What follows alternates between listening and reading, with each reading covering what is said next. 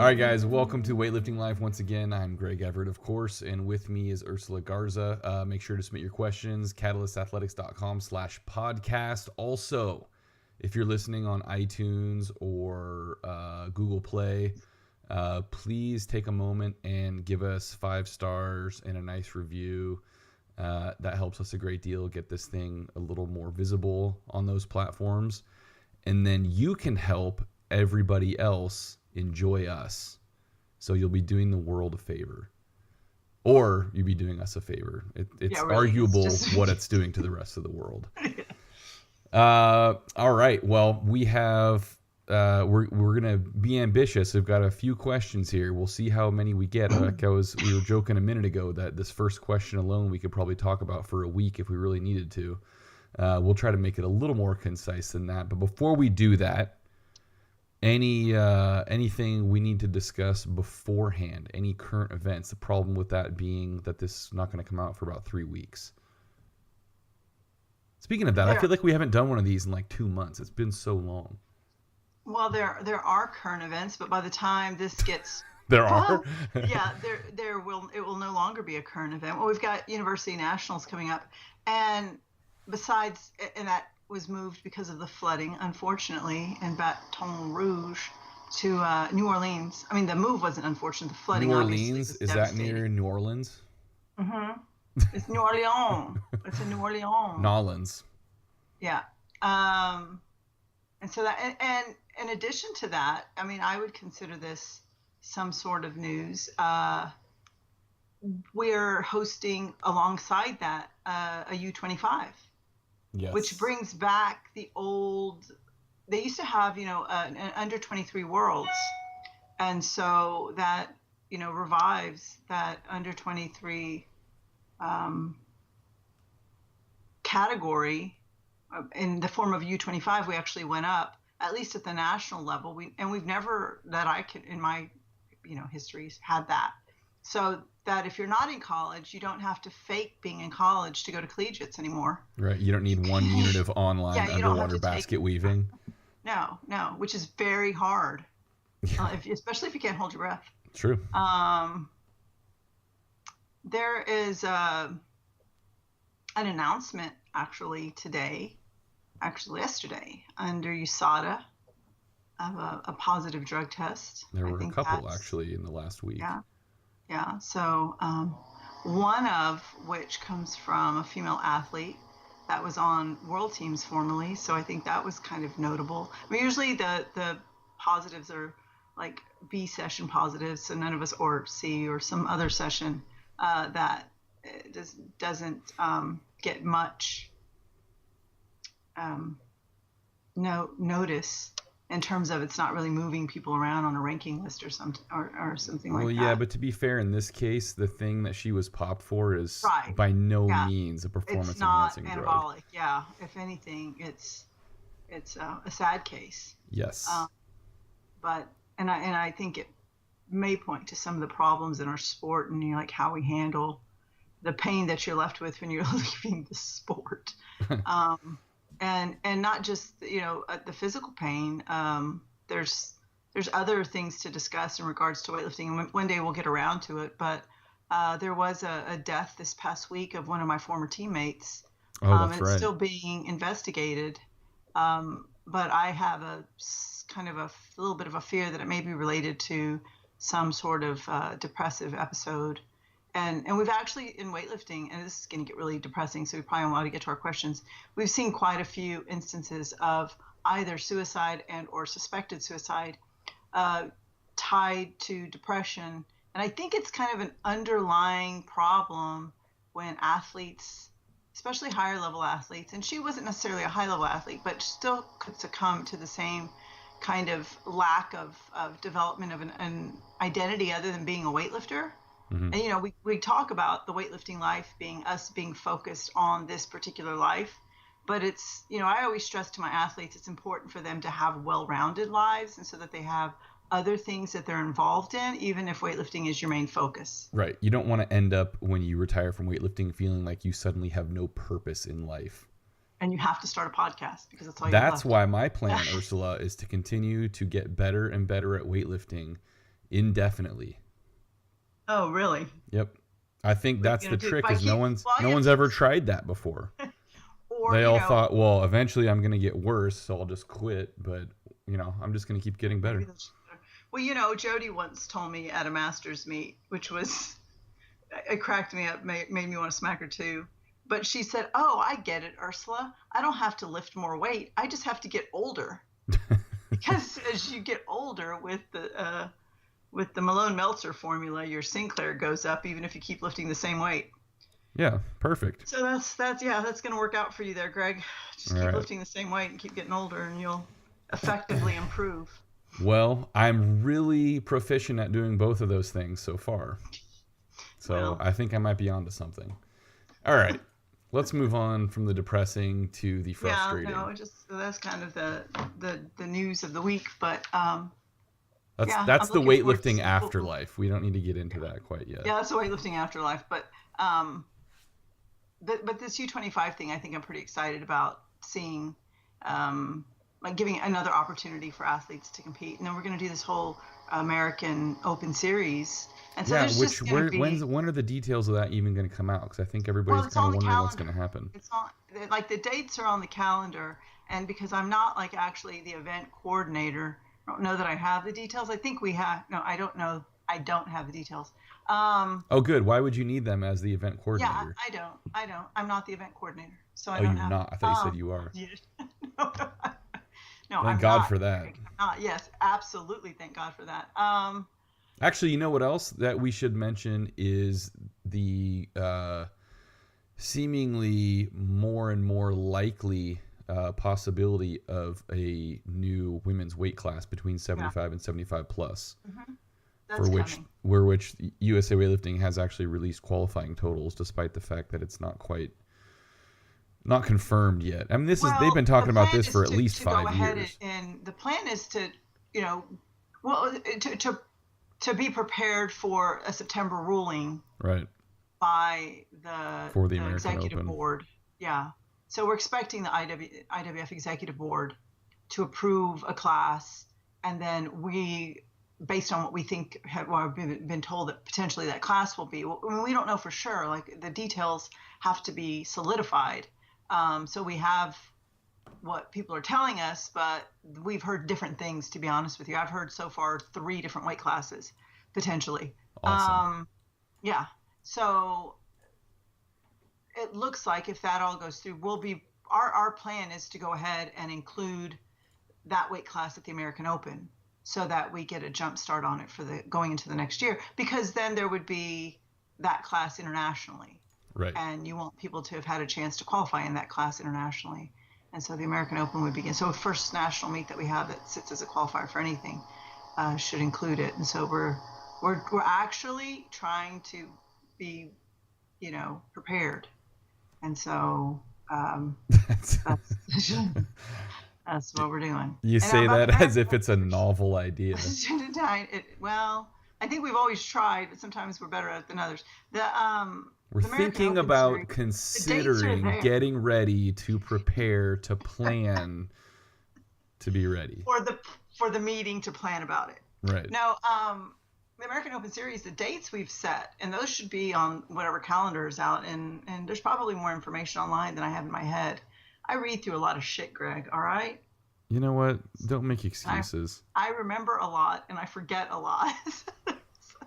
It seems like I know something, but I don't know just as much. All right. Well, the last I saw, which granted wasn't extremely recently, was that dates had been proposed, but there were no details about qualifying totals for the series, what the whole purpose of the preliminary ones would be versus the final.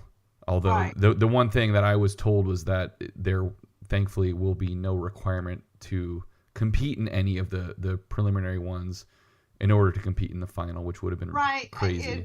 It's like when the regionals was named regionals, and then there were no other regionals. You know what I mean? It's just that was obviously a misnomer. There was an expectation there would be more, and then there was the inability to coordinate to have more. Yeah. And so, You have to do things really a year or two in advance to make sure that you iron out the details. And so it is the regionals concept in that we'll have what are at least staged as sub-national events with the nationals feel. And so what we're trying to do is provide quality venues and, quality events for people to be able to access nearer to where they live. So considering that nationals totals have gone up, American Open's totals have gone up, and it looks like particularly nationals will be maintained as an elite event, it'll be inaccessible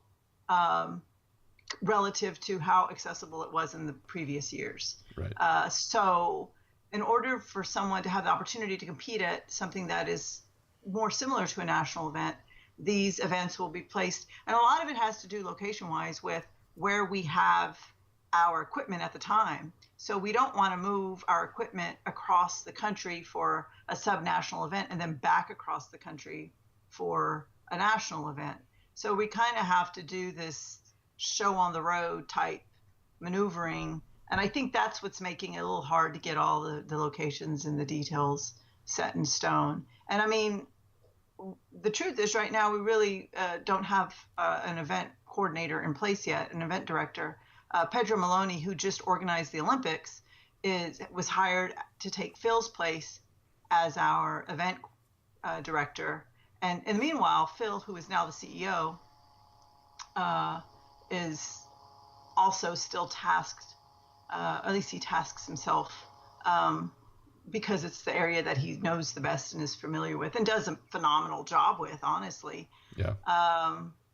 As an event coordinator, and he just got back from the Olympics too. So I think with Phil back home and him catching up on all of the other things, I think that we'll find out more details about exactly how it's going to play out. The board made the decision to implement it and to put dates and to put the dates on the calendar and to be prepared. And then the event director and the competition committee will end up working out like locations, and again, it's going to serve as these kind of regional subnational events for people to have a chance to qualify for stipends, because we can have drug testing there, as well as for stipends they have to qualify quarterly, and so that, and to qualify for being on the drug testing list, which you can request onto, but you can also qualify yourself onto that to qualify for teams. So now we have some meets in place that we can use for purposes other than having to go in and putting like trials later, right? Which is how we've done. So we're trying to just set up a workable schedule that allows opportunities for us to, it's kind of a liberal calendar that allows for us to not have to do pop-up events, because there are already events built into the calendar that can serve multiple purposes, but their main purpose really is to provide that national experience for more people around the country that are never going to be able to qualify for nationals, or who might just want to participate in an event that feels like nationals. Jeez, Ursula, the dream crusher. You're never going to go to nationals. So here's a consolation prize. All right. Just jumped out. Let's move on to Brittany's, because you've already depressed everybody. I'm sorry. In every way possible. Just kidding. All right. Brittany asks, how do you close the gap between an athlete's front squat and max clean? My 1-rep max front squat is 250. I almost actually read that as it's typed. It says front school. Is 250. I actually almost read it as kilos, so how's that? Oh yeah, there you go. Is 250, but my best clean is 170. I've never failed to stand up from a clean, no kidding. Only failed to never get it to the front rack position. Thanks for the help. So like I mentioned earlier, there are a lot of things to say about this, so hopefully we can get reasonably organized and concise. But the first thing I would say, translate all this into kilos. And then it really doesn't matter if it's kilos or pounds. It does. No, it doesn't, because it's still an issue of percentages. It's just all relative weights. Well, that's what I have to calculate percentages, but I have to go to kilos first, or it doesn't even. I can't see the percentage. What? Did you go to college or high school or elementary school? And I went to graduate school. I had 4.0, so bite me. It didn't work. Okay. It did work. So 170 is about 68% of 250. Whether it's in kilos or pounds, Ursula, for God's sake, a percentage doesn't, there's no units attached to a percentage. I'm an English major. No. Give me a break. 68.14. I said approximately 68%, did I not? Look. Go back and listen. We're going to pause it right now so you can go back and review the play. Something. I just hate when people write shit in pounds, okay? She actually, kilos, technically she didn't write it in pounds because she didn't assign any units to it. We just assume it's in pounds because if she had a 250 kilo one rep front squat, she wouldn't be asking us for help. Anyway, 170. 68.14159. 68% approximately clean of front squat is definitely too low. That obviously, as Brittany has figured out, implies that there is some kind of issue with the clean that needs to be fixed. I would, with that front squat, I'd be looking for a proficient lifter. Brittany, once you get this all squared away with our phenomenal help today, I'd be looking more like 220 to 230 long term, depending on kind of your strengths and weaknesses. Where obviously we know you're a little more apt to have a lot of leg strength relative to pulling strength, but it's not necessarily just pulling strength. So to make this clean come together into one beautiful thing, you've got a bunch of different elements. You've got the leg strength to be able to stand up from a squat. You've got the pulling strength to be able to get it into the rack position. You've got the technique to be able to pull it properly, rack the bar, even, transition out of the bottom and stand up. You've got, the skill parts related to that with, timing, balance, position. You've got issues of confidence. So there are all kinds of things that go into making this clean become a larger percentage of what I would call like your base strength. You didn't even say what the percent was going to be, and that's the number. About 90% is what I'm assuming your pound number. There you go. 85 to 90% or so is what I would be looking for. I'm helping Brittany here. She gave me pounds, so I'm giving her pounds. I'm not going to be a snob about it like some people named Ursula. I don't even care about it. Snob or not. So kilos, the bottom line, Brittany, is that you need to figure out what you need to diagnose the actual source of the problem. In other words, you've figured out here and told us that the issue is that it's harder for you to rack than stand up. Obviously, that's pretty clear with these numbers. But why are you struggling to rack it? Are you not able to lift it high enough? Are you not able to put enough speed on it? Are you out of balance? Or do you have a very slow turnover? Is your mobility in the rack position terrible? Are you scared to death of cleans because you broke your wrist one time missing a clean?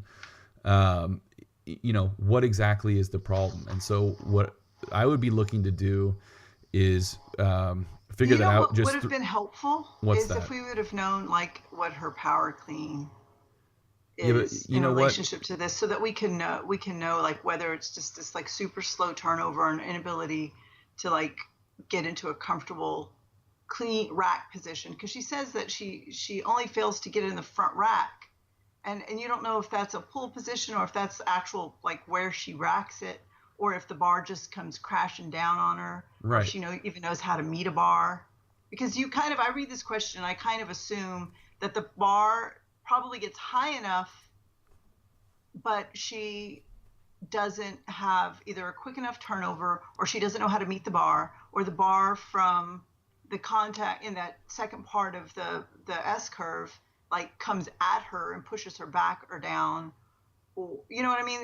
I know what you mean, which is what I was in the process of explaining. Yeah, well, I have is that she has got to diagnose what the actual problem is, which obviously we can't do. There's a lot more you need to see than her power clean number. That's going to give you one. But that would have been helpful, because I bet it's similar to her clean. She's probably just a puller. It's similar to her clean for sure. But in any case, I just gave you that list of things that you need to look into.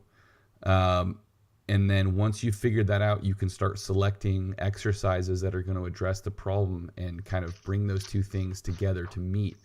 And so don't make the mistake. I've heard people say this, and maybe it's just a perspective thing, but I think it's important. Don't ever say that your squat is too strong or you squat too much. The Yeah, issue is that you really. don't clean enough.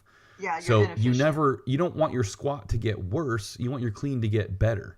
Right. And maybe that seems really obvious to most people, but for some people, I've heard them phrase it that way, and it makes me wonder what the hell is going on in their Well, heads. that's like when somebody misses a snatch and behind them or something, like, oh, I'm just too powerful. Yeah, It's nope, like, that well, wasn't the no, there's no problem. You such just thing. suck at snatching. Uh, And, yeah, well, what a terrible problem to have anyway. I'm so strong relative to my yeah. ability to snatch. Boo hoo. Um, Are you being mean to Brittany now? I'm not being mean to Brittany. I'm Being being to mean to me and being you. mean to Brittany. I'm feeling like a little. Oh, geez. Brittany, I'm not being mean to you. Ignore Ursula. She's not helping at all right now. I'm helping every day, more people. All she's done so far is convert your weights into kilos, which you don't use That anyway. is true. So that's And then not I put helpful. 90% out to the side. Yeah. I have a whole list here of actually some exercises that. Good. That's what I'm trying to get to.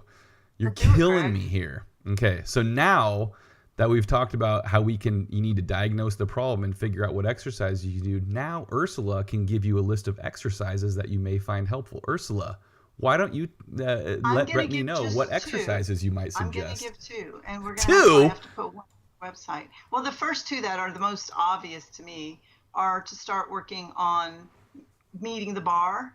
And so I would do like hip power cleans into hip cleans, or I would do a hip power clean pause to make sure you meet the bar, and then follow it into the front squat to make sure you're finding your rack position.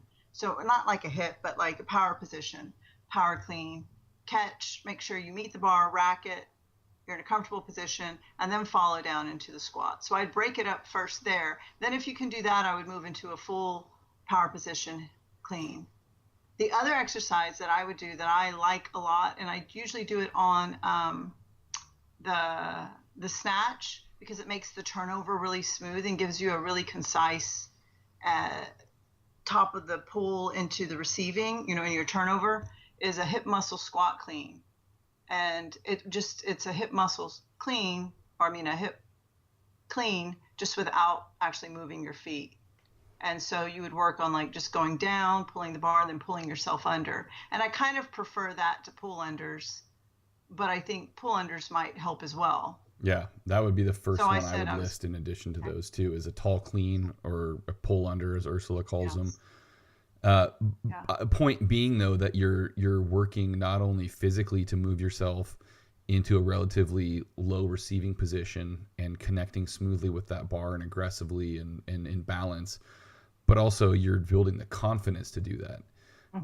Because a lot of times, like I mentioned earlier, this could be largely, even primarily, a confidence issue where, once she gets around 155, 160, 165, she starts getting scared for whatever reason, whether it's a bad experience in the past or just she has a really active imagination with a sense of dire consequences, and starts basically bailing out of the lift unnecessarily. And so you'll see this a lot where people, that bar in a clean will be up to their sternums, and really all they have to do is spin their elbows around it, and they're in a power clean practically, but they're going to stop and say there was no way I was getting under it, which of course is untrue. And so a tall clean really builds that confidence.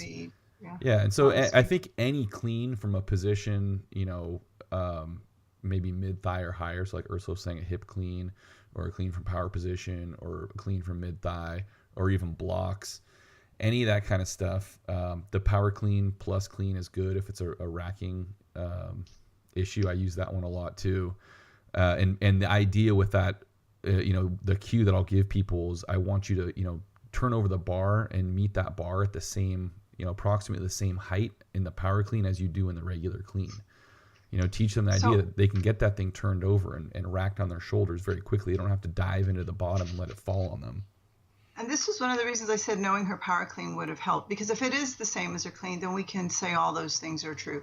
But if it's not, then I hate to say this, but she might just not be accelerating the bar enough, aka slow. Like, so we don't know what her pull is either, and we don't know how fast she pulls. Like if she's coming out of like a powerlifting background, or maybe even a CrossFit background, where like they're their pulls are essentially deadlifts and they're done very slow. They might not be really working on being explosive, and she may not be explosive, and so the bar is not moving fast enough. So there is no time to get under anything heavier.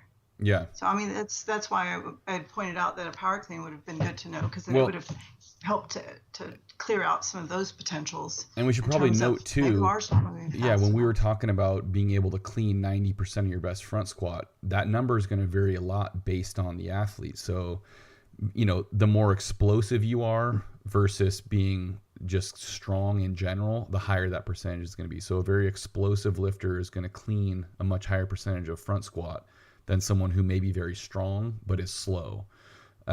Obviously, the more technically proficient you are, which is kind of what we're getting at here, then the larger that percentage is going to be. Yeah, that gap closes. I would say even the taller or longer limbed you are, the closer that percentage is going to be, because that shorter lifter, the short-legged lifter, is going to have a very strong squat. So they'll probably always carry more of a surplus, between the squat and the actual clean, although they're overall going to be really great clean and jerkers relative to the snatch, for example. So there's so many possibilities, and that's what I was saying, is we could talk about this forever. And like Ursula made the point several times, we have so little information, it's really hard to just nail it down for you, Brittany, but hopefully that at least has given you a starting point to kind of go off and figure out what exactly the problem is, so you can address it more specifically. Well, and what would you say, like for me, when I have my athletes doing power cleans, I mean, if we're doing them, I mean, we do everything based off of our clean anyways, but there's an expectation that at a minimum, they can power clean 85% of their clean. If they can't, we work on their efficiency. And I said, the number that you threw out, I assumed was going to be somewhere between like 87 and 90, because that would show like really more of what we would expect from somebody who is national level or athletic. I mean, I've had 5 lifters that are at 100%, like their clean and their front squat were the same. And then you just work on getting their front squat stronger and their pull, and then everything should move up. So right. Then, we're looking at like really good efficiency and movement. And that's what you're striving for. So like when you see that big of a gap, it's, as a coach, you're saying, okay, well, it's bad, but it's good because I can work on your efficiency. I don't even need to get you any stronger. And we don't know what her body weight is. So, but a 113 kilo front squat is a good front squat for any woman. That's becomes then more, opportunity, to make that person a better weightlifter, if it's obviously in this case some measure of proficiency that's missing. And so you can just do technical work and close that gap without ever even needing to get stronger yet. Yeah. So that's that's the bright side, Brittany. Oh, Ursula, always looking on the bright side. I'm not Debbie Downer. Bite me. All right, we ready to move on to Mike? Mm-hmm. Okay. Well, you know what? Maybe. No. I wonder if we can combine Mike and Marisol. What do you think? Because they're both talking about the same issue of getting way too far back towards the heels. Well, let's do Mike first, and then we'll we'll see if anything else comes up with Marisol. Okay, Mike asks, I have several athletes that rock back on their heels in transition between the first and second pulls, and their toes leave the ground enough that it is noticeable. These same athletes also have a forward lean at full extension and jump forward in the receiving position. My questions are, is the rocking okay to do? Is there a weakness that causes the rocking? Do you think it is related to the forward jump? The answer is no, possibly yes, and yes. Done. All right, this episode's over. All right. So is the rocking okay to do? No. No, absolutely not. Because it indicates you're not pushing through the ground. Well, let's just cover balance first. Swinging around like you're and we talked about this before we got on this episode, and I'll let Greg talk about balance. But I call this particular thing the pendulum effect, because you're just creating momentum going back, and then there's a natural momentum going forward. Balance. Go, Greg. Well, and yeah, I'll add to that pendulum thing. Analogy aside, it's something I talk about a lot is there's always going to be an overcompensation for an excessive movement like that. If you go really far back to your heels, you're going to go way farther towards your toes than you would have otherwise. I especially talk about that in the jerk, for example. People who rock way back like they've got peg legs end up forward 99% of the time. So the problem is they see one or two good athletes who do it and actually have the timing. I mean, right. Natalie comes to mind, right? Natalie used to rock back and then dip and then jerk a shit ton. Yeah, but you know what? She started Natalie. doing that specifically because she used to go really forward in her jerks. And so she found a trick to combat that. But yeah, it's very specific to her. Mm-hmm. And she could effectively do it. Most of us end up, I tried it, by the way. Yeah. One of my coaches told me, like, just rock back onto your heels. And every time I'd rock back, I was like dipping even further off the front of my foot than I was when if I just stood there and tried to stay flat-footed as I dipped. Well, yeah, think of it this way. If you rock back onto your heels, you are intentionally putting yourself in an imbalanced position. Right. Your human body loves not falling over. That's like one of its basic functions is keeping you upright. For most people. Yes, unfortunately not for everyone who does weightlifting. But so if you put yourself in an imbalanced position, the body's natural reaction is going to be try to rebalance you or to rebalance you. And that usually in such a case when it's an excessive imbalance, you're gonna overcompensate and swing the other way like Ursula's pendulum. That's what we're gonna call it, Ursula's pendulum. That sounds like a great like romance mystery novel. You're gonna write that next. Okay, so balance. I'll ghostwrite it for you. Balance over the foot. I tend to want people balanced across the whole foot with a slight preference for the heel, and I emphasize that word "slight" because I feel like no matter how much I emphasize it, people still hear the word heel and they're like, "Oh, I should be all the way on my heel." No. You're balanced across the foot with a slight preference for the heel. That means you might feel very, very slightly more pressure on your heel than you do on the balls of the foot. But the key is that you have full foot contact with the floor. You feel your toes, the balls of your feet, and the heel all touching the floor throughout the pole until the point where your heels lift off the ground, in that final extension. So we don't want to lose contact surface area as we're driving through a surface. Exactly. Like we want to maintain full contact surface area. I mean, you got to remember too, like on a force plate, the reading of the foot pressure is going to be where the weight is. So it should read like over the ankle because the bar is on the chest and it should be over the ankle, unless you're sticking your butt back and putting it towards your toe, which you don't want to do. I mean, I tend to tell people just focus on keeping your shoulders over your hips as you dip straight.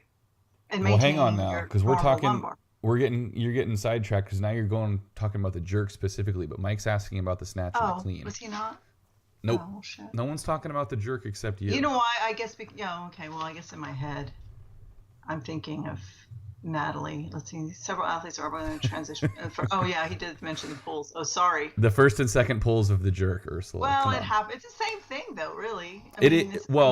It's the same thing, although I would say that I try to get people more on the heel in the jerk than in the snatch and the clean, but still maintaining full foot contact with the floor to avoid that and the effect. key on all of it is that you have to drive through the ground. And so if you're losing that contact surface area, then the way you're going to drive through the ground ends up being off the ball, but off towards the toe. So you're like tipping as opposed to pushing. Yes. So I guess you could look at it if you're thinking of it just as pushing with the legs, which is what the pull really is. You think of it as a squat. Now we have an example. What's that? Melanie Pritchard Kossoff. Yeah. Couldn't pick a name. Used to do this too, and she was obviously a phenomenal athlete and an Olympian, but had an enormous gap between her snatch and clean and jerk. This was when she was snatching 80 and clean and jerking like 113 as a 53. Right. She had this same really excessive like lift of her toe off the ground, and then all of her snatches were forward. Right. Yeah, and so you think about it in a very squat. High snatch relative to. I mean, she essentially had this split between this girl's clean and the same numbers almost.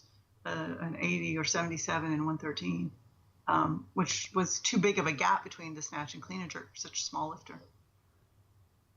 Anyways, it just came to mind. So now I have to visualize somebody doing it. Yeah.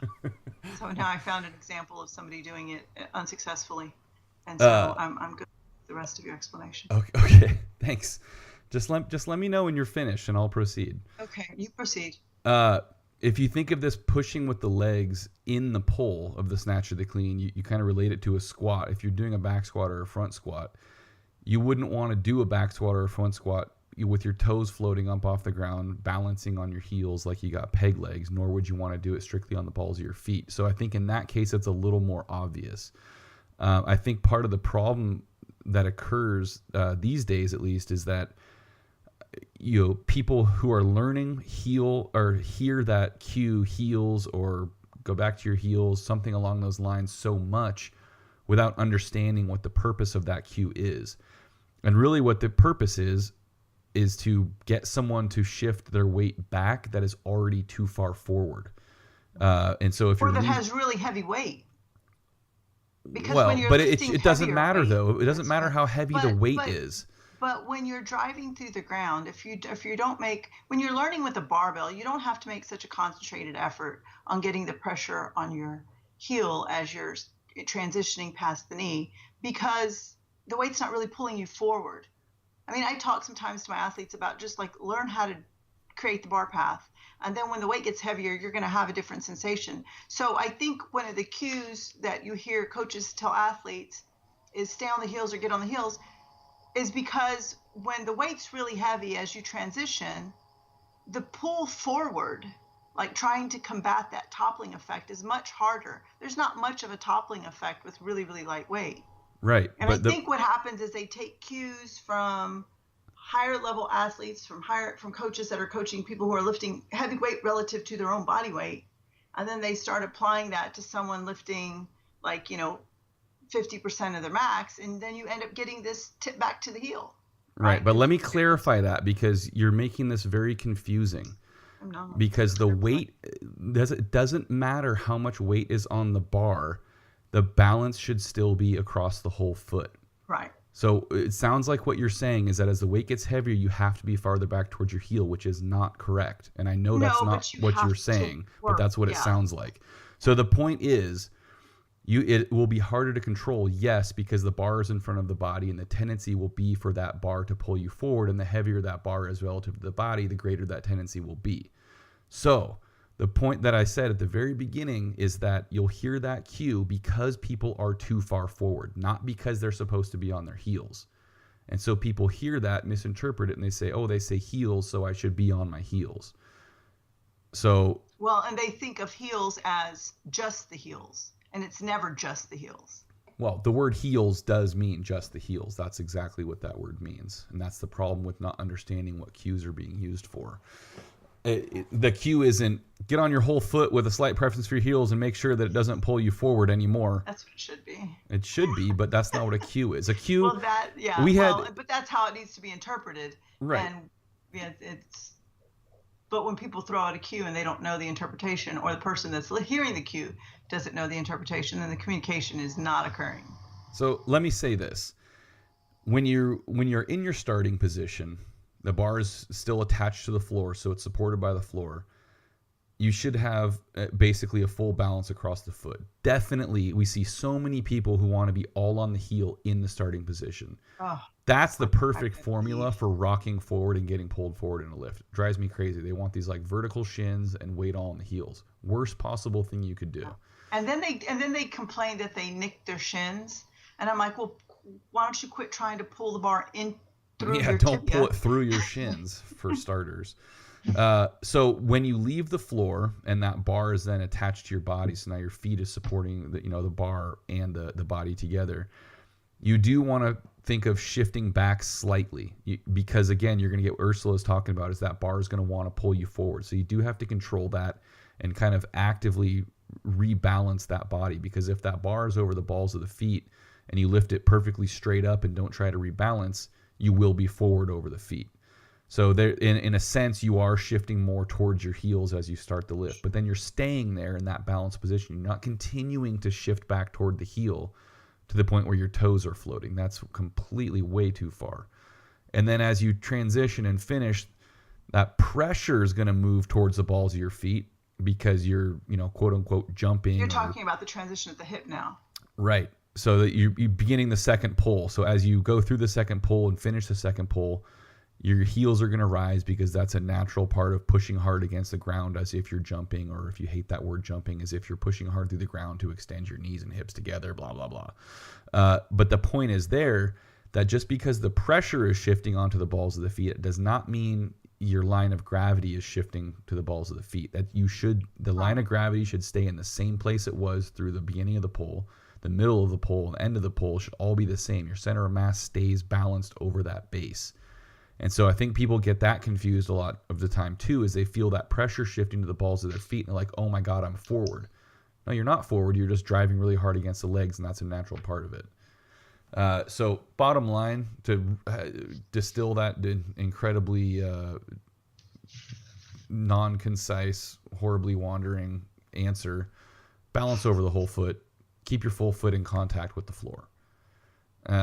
Any more on rocking? No, we answered one of his three. Okay. Is there a weakness that causes rocking as the follow-up to that? Go for it, Ursula. Potential. Well, if they, I don't know, if their butt's coming up and they're pulling back to their heel because their quad is potentially weak, there could be. Right. Like they're not able to drive with their legs through the ground, and so their butt pops up and then they pressure their heel early, then that could indicate. But I mean, that's more describing like what happens in a stripper pole. Yeah, but there's two that can go both ways, because so typically when you see hips rising faster than the shoulders, that tipping motion, we would attribute it to weak legs relative to hips, right? The body's unloading the knee to try to shift more of the work to the hip. Would we agree? Mm-hmm. Okay. But I think what happens with this rocking too, the other possibility is that the back and hip is weak, potentially just as weak as the legs. But what happens is if instead of being able to be in a position where the shoulders are over the bar, because the back is not strong enough to support that posture, the entire athlete rocks back to the heels because it keeps the angle of the hip and the knees the same relative to each other. The body itself, doesn't move relative to itself, but the entire system tips back, which brings the shoulders farther back, and so they're closer to directly above the bar instead of in front of the bar, which makes it easier to maintain that posture. Does that make sense? Right. That's kind of hard to describe. You're like not hanging it on the back. Right. So, imagine doing, say, like an RDL or a stiff-legged deadlift, and rather than letting your shoulders go in front of the bar so that your legs are pretty close to vertical, you shift your hips way back so that your shoulders are only directly above the bar, even when you're at that, greatest degree of hip flexion. It's much easier to support that position than to support with the shoulders in front of the bar. And so I think that's another part of where the rocking comes from. And that's why we see so many people opening up too early, not staying over the bar long enough. It's all related to that inability, that lack of postural strength and awareness. All right. I guess you have no objections to that. No. I mean, I'm thinking, to me, like as you're going through that description, I'm thinking of the people who like dig their heel, because that's what you see them do. Like they dig their heel, they come back around, but that's not even what this guy's question is. So. Okay. All right. Well, let's get to question number 3 like of the this people one that never question. get into a hang position. So I just started Right. thinking about that, but that was my own little. Well, brain actually, movement. we'll probably get into that in this next question then. Yeah. Do you think it is related to the forward jumping? We both answered that with a resounding yes. Yeah. Well, and we already kind of talked about that. This Ursula's pendulum. I'm just gonna keep saying that until it catches on. Yeah. If you rock too far back, Well, you're gonna rock Ursula too far doesn't forward. want to be the pendulum. What are you talking about, Ursula's pendulum? It's like I'm teaching it. Well, no, not necessarily. I am objecting to it. It's like Pavlov's dogs. I don't know. But way less cruel. So is it related to the forward jumping? Absolutely. You're going to get that pendulum effect, that overcompensation because you have shifted your balance too far back. But another point to consider with this is in that kind of a pull where you're rocking back towards your heels, the bar is also going backwards toward the hip too far typically. In other words, what we want to see off the floor is that bar starts, in front of the center of the foot, and then it moves closer toward the center of the foot so that the bar and the body as a unit are balanced over the whole foot. if we sit way back on the heels and we bring that bar way back towards the hip, it crosses that kind of center line of the foot, which means that as we finish, the bar has to come forward and it's being pushed forward as the hips extend for a long period of time rather than meeting the hips over the foot as they finish extending. Right? So you're basically spending all this additional time putting horizontal force on that bar, which then, in addition to the natural overcompensation or pendulum you're going to get simply from being on your heels, you're now going to have forward momentum on the bar that's then going to pull you forward as your feet leave the ground and you transition into the bar. Did that description make any sense at all? Yeah, you have to jump forward. The bar moves back into you, it swings one direction, then it swings the other. And so it doesn't matter how you try to mitigate it with your extension and your wrist and your elbows and all of that. It has momentum going forward. And so it puts a little bit more of a curvature on the bar. And so that top part of the curve is going to land in front of you and you have no choice but to jump forward to find the bar.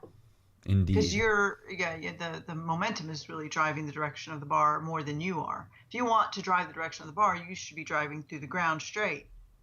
If you're driving back and forth, then the bar is going to move towards you and away from you. Yeah. And there's Ursula's pendulum effect. There you go. And I guess I want to note too that there is the possibility. So in order to actually get under that bar and make that lift, you have to jump forward. But there's or you could throw your shoulders way the fuck back.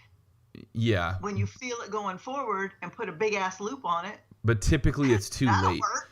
It's typically way too late. But when the other possibility is that the lifter actually continues, once the feet leave the ground, the lifter continues going backwards and the bar goes forward. So you end up with these, I'm always missing my weights in front, but I'm jumping backward. Well, no, you're not really jumping backward. Your feet are going backward because you put a bunch of weird momentum on your body and then lost control of the bar because you're kicking it out with your hips.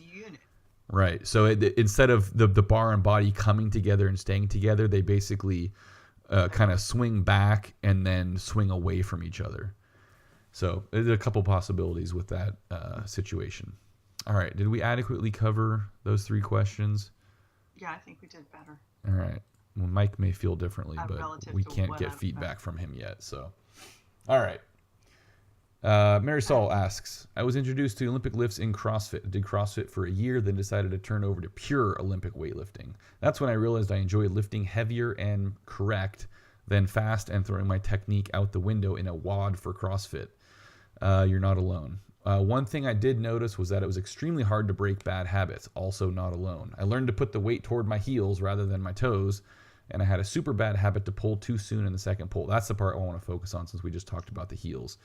I know practice can break bad habits, but what drills or what idea do you create to know where the weight should be on every pull? As well, how to eliminate pulling in the second pull too soon.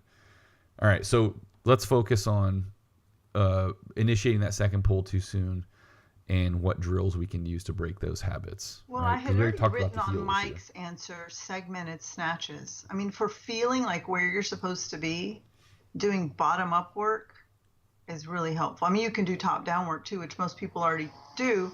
The problem is it doesn't help you focus on like how you should be lifting specifically, like from the ground to above the knee, which was Mike's question. Right. No, I would do bottom up. Of course, you could do segmented snatches wrong too. That's the problem. That's why you need. That's the trick, is you can do all these exercises wrong, and then they don't help. Yeah. So, I would start with the absolute simplest thing, and not even do snatches, but I would start with pull and deadlift variations to build that base. So, like Ursula said, some kind of segment pull. So you're going to have one or more pauses on the way up. For example, you would do a snatch deadlift, but you would pause 1 inch off the floor, you'd pause at the knee, and you'd pause at mid thigh. Obviously, it should go without saying, but I'll say it anyway. In the correct positions with the proper balance. Right. And not balance at your knee by dropping your butt and not hanging over the bar. Right. But have your shoulder in front of the bar. You should feel the low back having to work. I think sometimes when people do segmented stuff or snatch with pauses, when they get to the hang position, they want to unload. Or even when I'll do pulls with a 5-second pause down so that they can go through those same positions on the way down that they went on the way up, which I think 5-second can be really pause or a helpful too. 5-second eccentric? Eccentric. Yeah. So as they go down, they'll like sit with their butt real low instead of like shifting their butt back and hanging back over the bar, and then sitting again into the start position, and then standing with the shoulder and hip together into above the knee, and then using the posterior chain. And Right. so I think, the pulls, like doing pulls real slow and deliberate, but making sure that you're moving through those positions and are balanced in them, not balanced in a way that you're unloading what should be working, because you see that happen. And that's where people go wrong with this segmented stuff and the eccentric pulls, is that, and I see it all the time because I'll assign them. And then as people like slow down past their knee, instead of moving their shoulder and the hip to take the bar back down to the ground, as you're essentially going from the above the knee back down to the ground, they'll just drop their butt real fast. Right. Yeah. The takeaway is that none of these exercises work if you don't do them properly, and you're going to get really good and really strong for exactly the movement and the positions that you practice.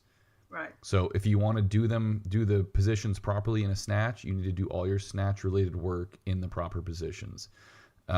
So that would be like the starting point. That's the simplest thing, is like a segment snatch deadlift, or a halting deadlift, where you're pulling it in one continuous motion, but you're stopping short of full extension. So at mid thigh or upper thigh with the shoulders over the bar.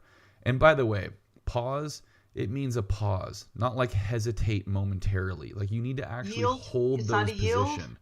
Yeah, it's not yielding and look for oncoming traffic. Like hold the thing for like 3 seconds. And then the slow eccentrics that Ursula mentioned, those are really good for building that strength, that postural strength, because I find that more people, especially when it comes to, say, like the back strength, that postural strength, they can set that position much better from the top and then keep it longer on the way down than they can, if they're starting in the bottom. So we got the segment deadlifts or halting snatch deadlifts, and then you could move on to a segment pull. So you can have 1, 2, 3 pauses on the way up, but you're going to finish with an actual snatch pull. And in that way, you're practicing that position and balance on the way up. You're setting yourself up perfectly for that proper pull, and then actually executing the pull. And combining either of those things with a regular snatch pull is a good one too, as a complex, because you basically you practice that pattern, and then you kind of integrate it into a more advanced pattern. And then you can move on to complexes, or, well, I guess going back to Ursula, segment snatch. So you do an actual snatch with 1 or more pauses on the way up. Again, you can do that in a complex with a regular snatch at the end, or any of these exercises, followed by 1 or 2 regular snatches. Again, building the patterns from the basic thing and then integrating it into that more advanced pattern. Well, and I think when you get to what we see better level of lifters do to combat these kind of potential technical problems of creeping in, is doing things like a pull plus a snatch. Right. So once you get it down, then a pull plus a snatch becomes a way to reinforce the good, better mechanics in the movement. One thing that was interesting in this question, and I kind of highlighted, was she said super bad habit to pull too soon in the second pull. It's because she feels the weight. That's an interesting kind of response to it, and I'll tell you why. So I learned to, she says or writes, I learned to put the weight towards my heels rather than my toes, and I had a super bad habit to pull too soon in the second pull, which to me, as I read it, was essentially that she was jumping early, so yes. she would, because she could feel that the momentum was going to keep moving her back. So yeah. It's a really interesting kinesthetic response, and it's actually not a bad response considering what was happening. But what was happening wasn't good to begin with. And so, that article that I sent you, Greg, was specifically about people doing this, not for that purpose, but just in general, because we see that happening overall. Even when people have a good first pull, they might still start the extension of the hip and the torso extension too soon for anticipation reasons, or because their timing isn't good. They just don't have the patience to wait for the bar to get all the way into their hip before on a snatch, or their upper thigh on a clean, before they actually drive completely through the ground and elevate the torso. So I thought that was kind of an interesting kinesthetic effect, that she was saying I had this habit of essentially jumping too soon, and she's doing that in a way that is actually trying to mitigate the damage from that momentum that's going back. Right. So I thought it was really kind of an interesting statement. It tells us a lot. I can see her lift now. Yeah, you get the same effect when people are out of balance forward. Again, like I said, the body doesn't want to fall over, backward or forward. So you see people initiating second pulls really early if they're falling forward in the pull or going too far back, because that's the way to kind of salvage the lift in whatever way possible. Early arm bend, same kind of thing. Usually, a lot of times it's because people are too far forward, out of balance. And that's the body's way of kind of reacting and trying to rebalance the system real quick instead of falling on its face. So with regard to staying over the bar and being more patient and initiating that finish at a more appropriate time, halting snatch deadlifts. So you're deadlifting to mid thigh, upper thigh, even all the way to the hip, staying over the bar and then pausing and holding for a couple seconds. Not only will that kind of teach you as skill wise the movement and kind of give you more of a sense of timing, but also it's going to get you strong enough to be able to stay over the bar, because it's not just knowing when to do it or how to do it. It's being physically capable of doing it. If you don't have the postural strength to stay over the bar to the thigh with a heavy snatch, it doesn't matter if you know you're supposed to do it or not. You can't do it. Complexes, I know, Ursula, I've heard you talk about this before too, but doing, say, like a halting deadlift or a pull to power position, back to the floor, and then snatch.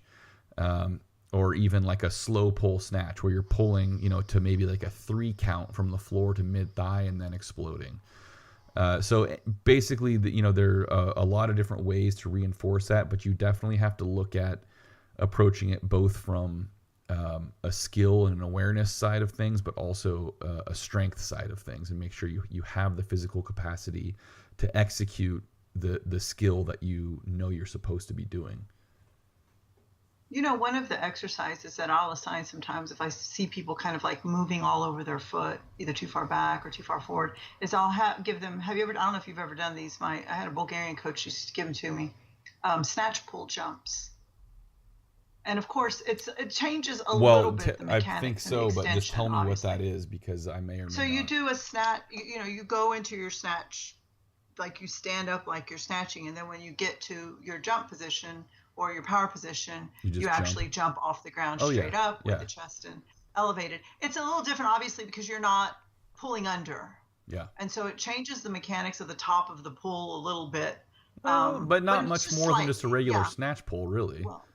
Well, no, not more than a regular snatch pull, or shouldn't be more than a regular snatch pull. Not some of the ways I've seen people do snatch pulls, it changes a lot. You just can't. Yeah, but you get a heavy snatch pull, you're not jumping anywhere either. Well, and the fact, and we would do them at 80% or so, but it would really, I think it reinforces, driving through the foot and then extending up, and then the timing of the jump. Because if you jump too early, you're going to get pulled forward. If you jump too late or your shoulders are too far back, you're going to throw back. It's very revealing, right, as to whether you're doing things right or not. And also I'll use them now as, instead of giving my guys squat jumps, weighted squat jumps, sometimes I'll give them snatch pull jumps just for some speed work. Which, that brings up a good point, is that squat jumps, whether it's a quarter squat jump or a back squat jump or anything like that, that can contribute to this stuff too, because this is, granted, you have less to focus on because you don't have the control of the bar issue, but it will allow you to focus on balance. And it's that just focusing on driving through the foot against the ground, which is so often missing. It's just people humping the bar, driving their hips so far through it, and they just have these limp, useless legs throughout the process, and then wonder why the bar doesn't go up and everything goes forward. I'm going to need you to never say the word limp again. You're not going to have any luck enforcing that. Here's the thing, Ursula. The trick to getting people to stop doing things is making them sound really unappealing. And there aren't many words as unappealing as limp. Would you not agree? I absolutely agree. See, there you go. Horrible. There's a method to almost everything I say, whether I know it or not. All right. Well, any final thoughts on those? No. No. Really? No, I have no final thoughts. Okay. I'm just cracking up. I'm grossing out over here. Anyways. Oh, geez. Get over it, you prude. I am. God. Snotty. Oh, please. All right, guys. If you have questions, please submit them. If you have questions on these shows, please feel free to post them. CatalystAthletics.com. We're going to get the question like, why the hell do y'all have that show? Yeah. CatalystAthletics.com/podcast on the episode. I see those questions come in, and I try to answer all of them. You can talk shit about me if you want. Yeah, you can do that too. It'd be the appropriate venue because he would. Well, he'd probably. Don't talk shit about me though, because I'm very sensitive. Yeah, because he's sensitive and he's reading them. I don't see them, so if y'all want to say ugly things about me, you can. Yeah, I'll pass them along to her. I don't even care. I don't even care. I'm so tough. All right, guys, it's been fun. We'll talk to you next time. All right. See ya. Take care. Bye.